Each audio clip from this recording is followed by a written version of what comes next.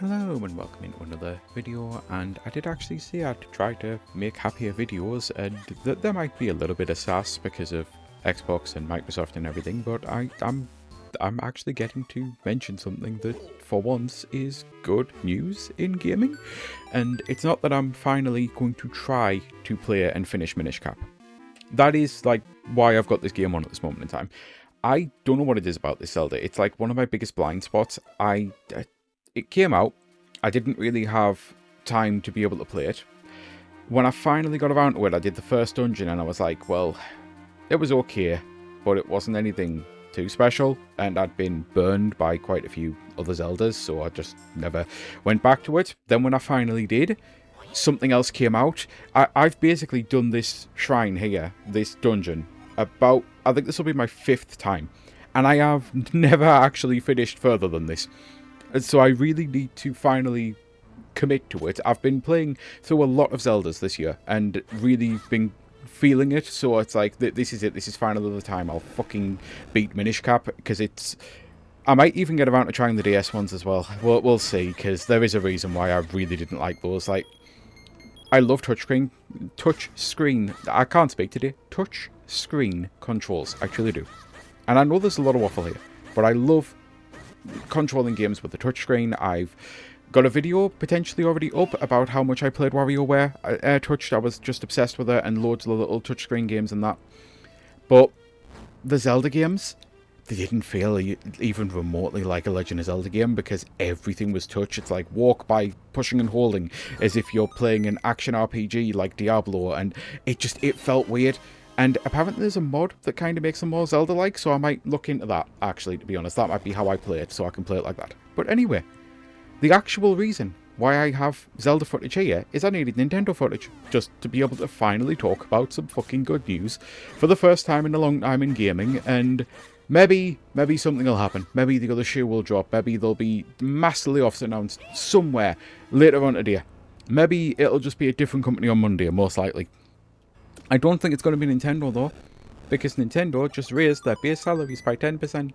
And I'm not a news channel, and I'm not going to be covering things like that, but every now and then when something really bad happens, I'm going to want to put my opinion on it, because that's kind of the reason that I actually wanted to get back to doing videos and things, just have an avenue to be able to fucking talk about things. But that also means when something good happens, and yeah, it's 10%. It doesn't seem like a lot, but do you know what genuinely would have been good news? Things are so bad in the gaming industry. Nothing. Like, this is one of those times when people do the saying of no news is good news, because Nintendo just not saying anything would have still been seen as good news, because that means that they're not firing anyone. That means that there's no games being cancelled or anything. So the fact that instead we got, okay, so no one's being fired, no games are being cancelled, and on top of that, we're actually raising salaries by 10%. That's fucking phenomenal news. That's exceptional. That's brilliant. Like, holy fucking shit, finally something. I really am starting to get worried about my D-pad. I see it every time I play this. I hope Nintendo do actually do a fucking Ocarina of Time Pro Controller, because I clearly need a new one. But yeah, like, it's exceptional fucking news to finally have not just a case of, well, we haven't cancelled anything, not just a case of we haven't fired anyone, but we're actually raising salaries. If only more fucking companies would do this, you know? If fucking only. It's just...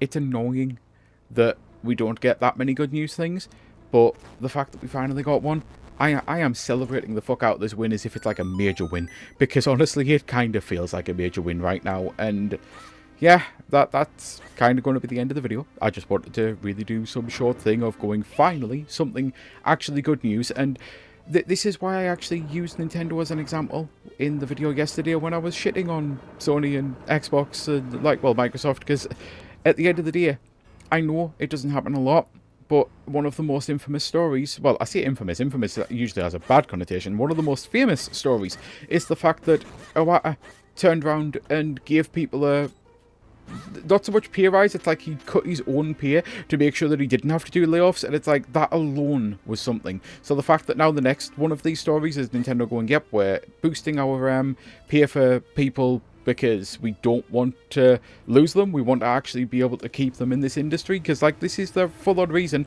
they actually said we want to be able to support these people and keep them here. It's like, yeah, they really do fucking get it. They get it a whole lot more than fucking Microsoft and Sony get it. That's for damn sure. So yeah, I am celebrating the ever-living fuck out of this win. And with that, I'm going to say, I've been Sky Fellowship. I truly do hope you have a great rest of your day. And when the only bad news is the fact that we've just re-signed a player that I really didn't want back on the Avs, then this is honestly kind of a good news day. So yeah, until next time, bye.